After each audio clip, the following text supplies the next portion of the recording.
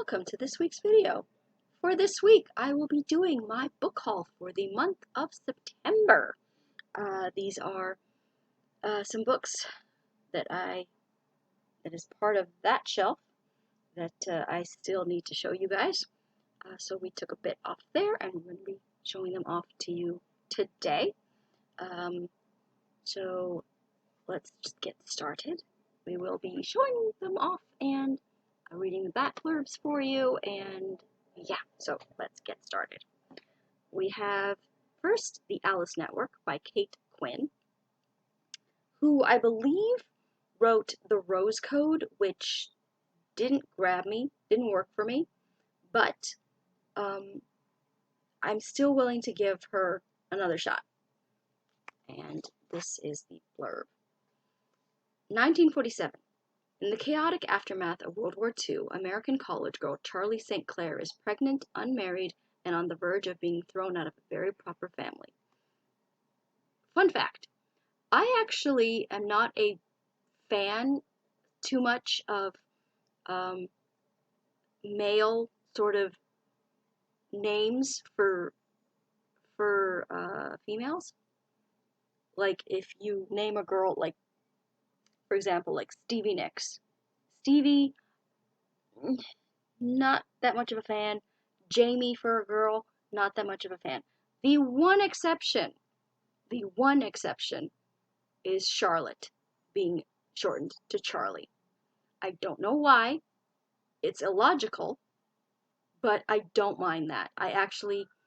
And I was thinking about this the other day, the fact that I haven't named a character in one of my books Charlotte, just so I can change it to Charlie, and I need to do that. I want to do that eventually. Eventually, I will have a female character named Charlotte/Charlie. But yes, let's get back to the story, shall we? She's also nursing a desperate hope that her beloved cousin Rose, who disappeared in Nazi-occupied France during the war, might still be alive. So when Charlie's parents banish her to Europe to have her little problem taken care of, Charlie breaks free and heads to London, determined to find out what happened to the cousin she loves like a sister. 1915.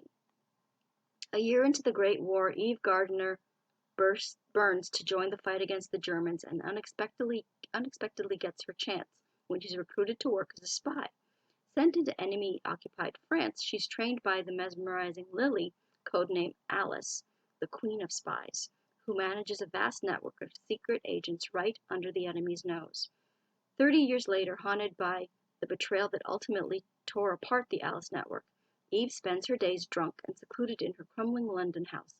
That is, until a young American barges in uttering a name Eve hasn't heard in decades, and launches them both on a mission. So, very much looking forward to this one. This one has like the dual timelines of like, but sort of the present day is 1947 and the past is 1915. Yes, please. Where it's usually when there's dual timelines, 9 times out of 10, the past timeline is always more interesting. 9 times out of 10. I think that one might be equally as interesting on both fronts. So, next we have, give me a second, I'm just going to go grab a bottle of water.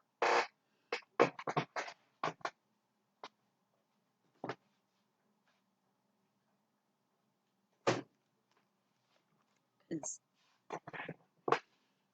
the throat should be dry. So let me just take some water here.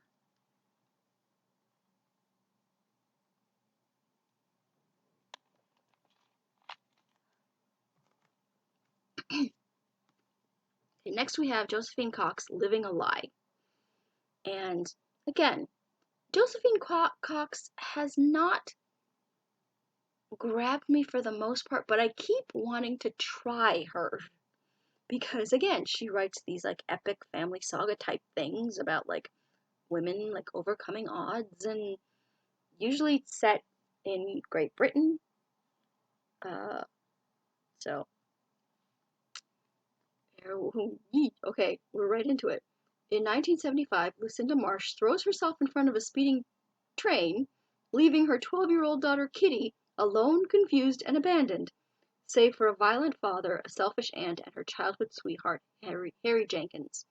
When she's sent to an orphanage after the death of her father, Kitty meets Georgie, a lively Cockney girl who, through the following difficult years, becomes her loyal friend. Convinced that her feelings for Harry will ruin the brilliant future that lies ahead of him, Kitty decides to turn her back on his love. Together with Georgie, she strives to find fulfillment in other places and other relationships, but when fate throws her back together with Harry, she begins to wonder if true love can ever die. No, it can't. It can't. You and Harry belong together. I'll tell you that right now. So, really look like this could be a winner. Next we have Lindsay Sands, Lady Pirate. Nice looking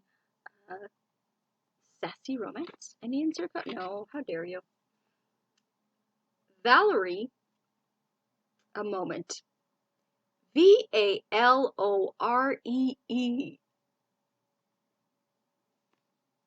Why? Why? No longer has to masquerade as her murdered brother and scourge the oceans on Captain Red. She no longer has to command his pirate band in a quest to regain his birthright. She's been named heir to Ainsley Castle, but no executor would ever hand over the estates to an unmarried pirate wench and her infamous crew, no matter to whom she'd been born. And the will distinctly states that in order to inherit, Valerie must be married to a nobleman and pregnant. Upon learning that the Virgin Captain is ready to return to the seas, but her crew has other ideas, and for those... Sorry, let's do that again. Upon learning that the Virgin Captain is ready to return to the seas, but her crew has other ideas, and for those rascally cusses she would do anything. If they could find a way to put on her a sweet face that would fool the ton, she would handle the rest, even with a drunken prostitute as an aunt, and her merry cutthroat crew as servants. But to herself she swears one thing: she will only marry a man who fires her blood, a man who is not afraid of a lady pirate. This sounds like it's going to be so much fun. I cannot wait. Next, I actually had a gift. This was a gift from my sister a long while back, and it is Bobby Singer's Guide to Hunting from the TV show Supernatural, which I love, and I am doing reactions to. If you are new here, I'm reacting. We started with season 11, and we are up to season 12 right now. Season 12, episode 10. We are up to reacting to here. So yeah, here's my Supernatural, my Winchesters, and Bobby. My name is Bobby Singer. In 24 hours, I'm going to lose my memory, so here's everything you need to know. Monsters, demons, angels, vampires, the boogeyman under your bed. I've seen it, I've hunted it, I've killed it. I'm not the only hunter out there, but there aren't as many as there used to be. Not near as many as there need to be.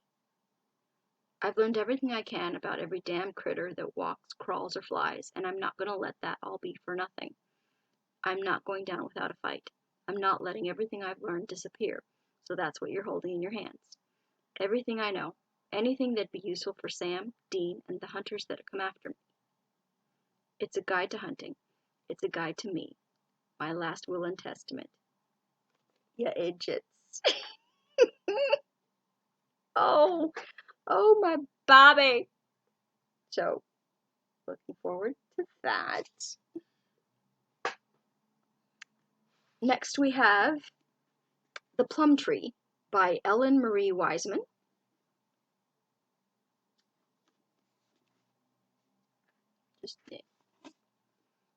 Bloom where you're planted is the advice Christine Boltz receives from her beloved Oma. But 17-year-old domestic Christine knows that there is a whole world waiting beyond her small German village. It is a world she's begun to glimpse through music, books, and through Isaac Bowerman, the cultured son of the wealthy Jewish family she works for. Yet the future she and Isaac dream of sharing faces greater challenges than their difference in station. In the fall of 1938, Germany is changing rapidly under Hitler's regime. Anti-Jewish posters are everywhere, and dissenting talk is silenced, and a new law forbids Christine from returning to her job and from having any relationship with Isaac. In the months and years that follow, Christine will confront the Gestapo's wrath. Not gazpacho, Gestapo. And the horrors of Dachau, desperate to be with the man she loves, to survive, and finally to speak out. It's a beautiful cover.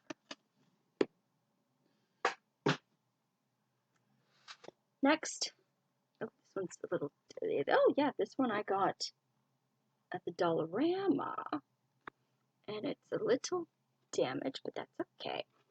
Paris Never Leaves You, a novel by Ellen Feldman. And there is an insert, but it's a quote. Living through World War II with her young daughter working in a Paris bookstore during the occupation and fighting for her life, Charlotte is no victim. She's a survivor, but can she survive the next chapter of her life? Moving between the still beautiful city of light, darkened now by blackouts, curfews, and constant fear, and the publishing world of 1950s Manhattan, giddy with post-war abundance and optimism, Paris Never Leaves You is a story of resilience, love, and impossible choices, exploring how survival never comes without a cost. So, definitely can't wait for that one. The next one is another Dollarama, and it's Sisters of Shiloh by Kathy and Becky Heppenstall. That's a beautiful cover as well, my goodness.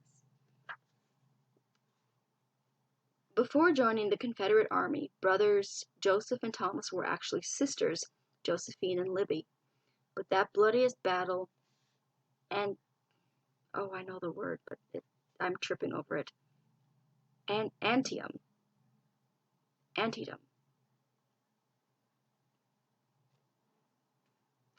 I'm having a brain fart. Leaves Libby widowed. She vows vengeance, dons her husband Arden's clothes, and sneaks off to enlist with the Stonewall Brigade, swearing to kill one Yankee for every year of her husband's too short life. Desperate to protect her grief-crazed sister, Josephine insists on joining her. Surrounded by flying bullets, deprivation, and illness, the sisters are found by other dangers. Libby hurtles towards madness, haunted and urged on by her husband's ghost, while Josephine falls in love with his fellow soldier. She lives in fear both of revealing their disguise and of losing her first love before she can make her heart known to him. In Sisters of Shiloh, best-selling novelist Kathy Heppenstall joins with her sister Becky to show readers the hopes of love and war, the impossible to sever bonds of sisterhood, and how what matters most can both hurt and heal. Now, I know, Confederate Army, I know, but I'm willing to go along. I'm willing to go along on the journey. I am not one of those people who think that everybody on one side was bad and everybody on the other side was good. There was good and evil on both sides of any war. That's all I'm going to say. And this applies to back then. If you're a Confederate waving flag idiot today, there's no excuse for you. None. You are a racist piece of crap. But I'm willing to go on the journey through a historical.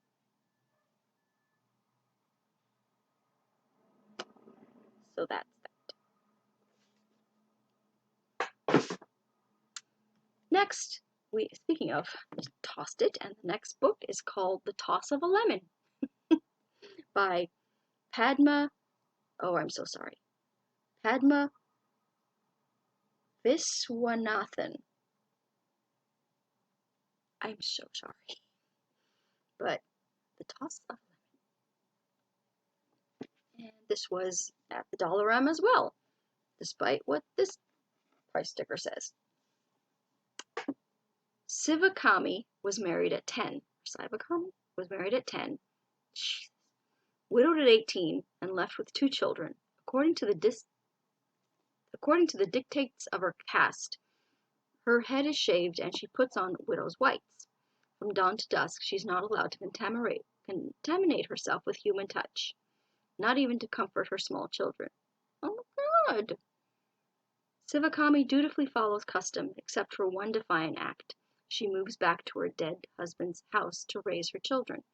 There, her servant Mukami, a closeted gay man who is bound by a different caste's rules, becomes her public face. Their singular relationship holds 3 generations of the family together through the turbulent first half of the 20th century, as India endures great social and political change. But as time passes, the family changes too. Sivakami's son will question the strictures of the very beliefs that his mother has scrupulously upheld. Heartbreaking, exhilarating, and profoundly exotic, The Toss of a Lemon is above all an evocation of the tensions that change brings to every family. Oh, I don't know what it is about books surrounding the Indian culture. Fiction set in that world and fiction set in the Jewish world. I don't know why. I gravitate them. If there are such things as like past lives, that's the only explanation I can have. Because I don't understand. I love reading fiction set in India, in the Jewish faith, in just I I don't know why, but oh, I'm so looking forward to this. Next we have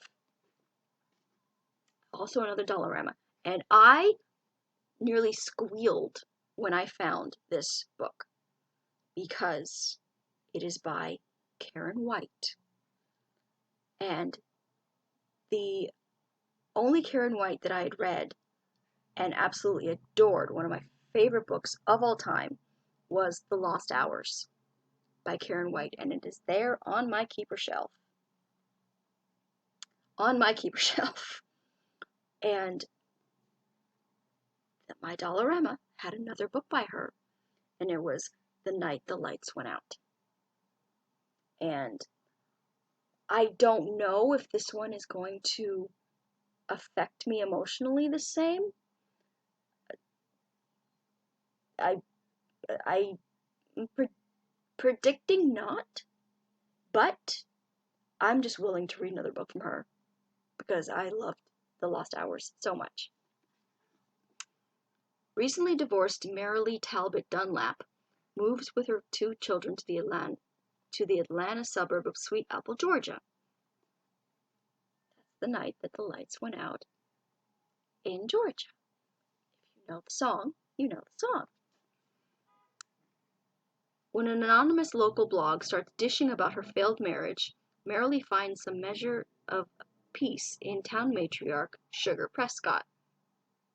I love that name. Sugar's stories give Marilee a different perspective on the town and its wealthy school moms in their tennis whites and shiny SUVs, and even on her friendship with glamorous young mother Heather Blackford.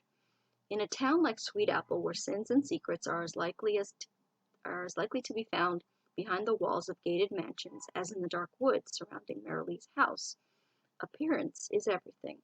But just how dangerous this deception can be will shock all 3 women. So, it's sort of in the same kind of vein as The Lost Hours, in like, there's 3 women, and there's a secret that either like binds them or surrounds them or will affect them. Cannot wait. cannot wait. I love The Lost Hours so much. So definitely excited to read another book from her. Next we have Dean Koontz' Odd Thomas. And I don't remember where I got this book. Not from my, was it from my Dollarama? It doesn't have the Dollarama sticker, but I remember my Rexall was having this book sale that was 3 for $9, and one of the books in this series was in that sale. And my sister loves Dean Koontz. He is her favorite sort of horror suspense author. And then I found this one, which I believe is the first book in that series. So I thought I would check it out myself. The dead don't talk. I don't know why, but they do try to communicate. With a short-order cook in a small desert town serving as their reluctant confidant, Odd Thomas thinks of himself as an ordinary guy, if possessed of a certain measure of talent at the Pico Mundo Grill, and rapturously in love with the most beautiful girl in the world, Stormy Lewin. Maybe he has a gift, maybe it's a curse. Odd has never been sure, but he tries to do his best by the silent souls who seek him out. Sometimes they want justice, and Odd's otherworldly tips to Pico Mundo's sympathetic police chief, Wyatt Porter, can solve a crime.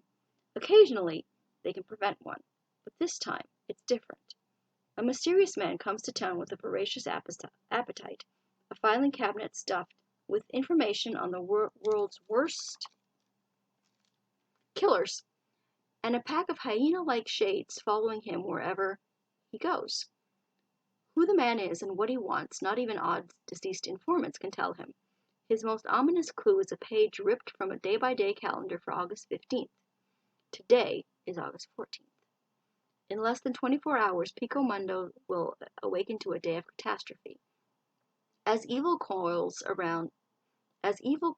under the searing desert sun, Odd travels through the shifting prisms of his world, struggling to avert a looming cataclysm with the aid of his soulmate and an unlikely community of allies that includes the king of rock and roll. His account of 2 shattering days when past and present, fate and destiny converge, is the stuff of our worst nightmares, and a testament by which to live, sanely if not safely, with courage, humor, and a full heart that even the darkness must persevere. That even the darkness must persevere. Persevere through? That sounds like a weird sentence. But, yeah, okay. Looking forward to it. We shall see. And the last one is Heiress by Janet Daly.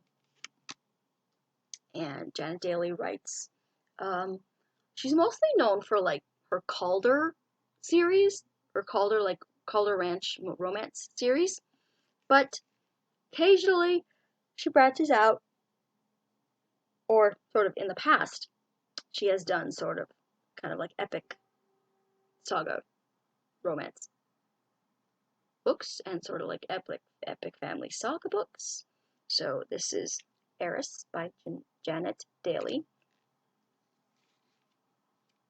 Heiress is Janet Daly's spellbinding story of 2 beautiful women with a mysterious and powerful past. Rivals in love, rivals in business, rivals in life. Abby Lawson and Rachel Farr are bound together by a fateful secret. Born on the same day, their father the same man, only one of them is legitimate. At the funeral for Dean Lawson, killed suddenly at the age of 56, his daughter Abby glimpses a woman who looks so much like herself that it's shocking. She soon learns that the woman is the love child born to Dean Lawson and a fiery independent artist. This is sounding so familiar. And the sister Abby never knew she had. In a saga that sweeps from Houston's glamorous River Oaks to the empire of Texas oil and Arabian horses and the cherished family ranch Riverbend, Each woman is confronted with a shattering succession of betrayals and spectacular revelations as she tries to prove herself to be the rightful heiress.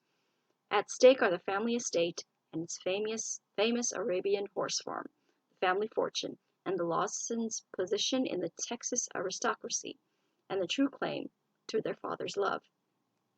Abby, the privileged Houston debutante, starts out with an early lead, but Rachel, an unassuming, lonely woman from Los Angeles, quickly learns the sophisticated ways of Abby's world. And soon the two are running a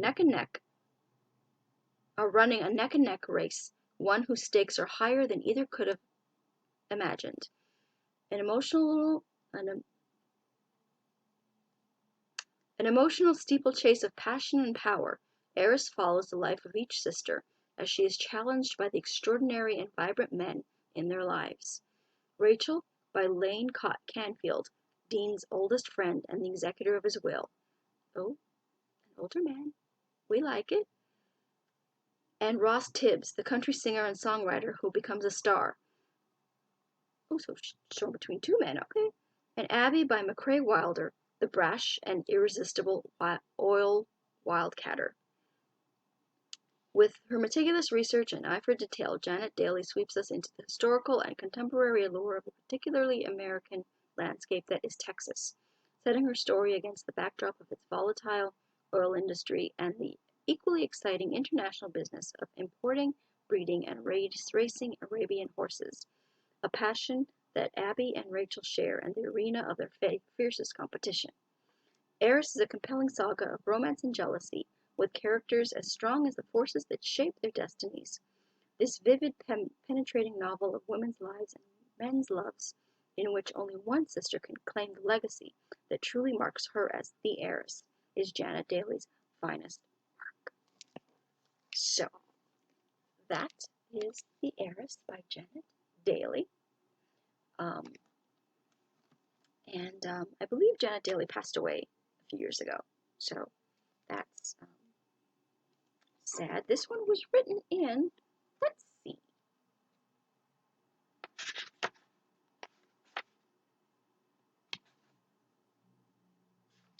1987. I was 10. I was 10, but there was something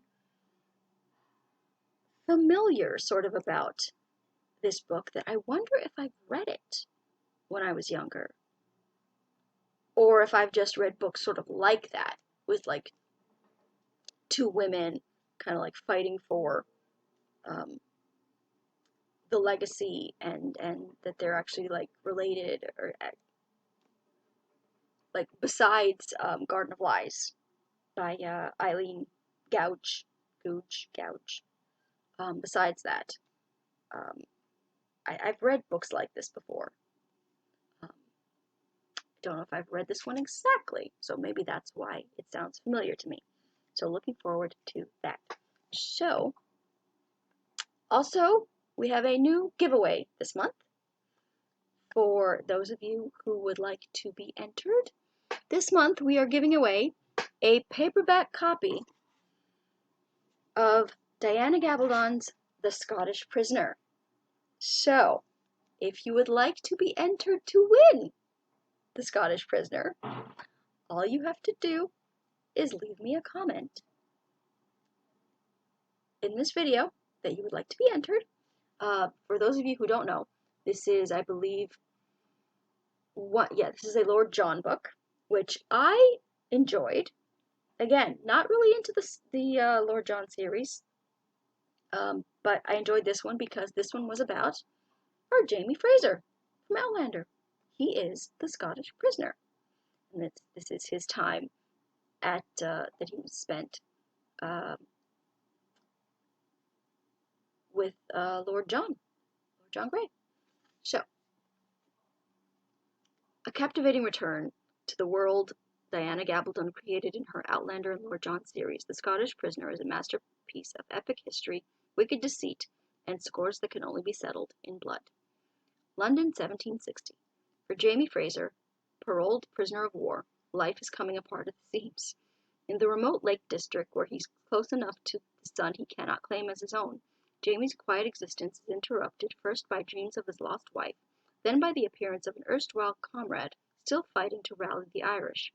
But Jamie has sworn off politics, fighting, and war, until Lord John Greystoke shows up with a summons that will take him away from everything he loves.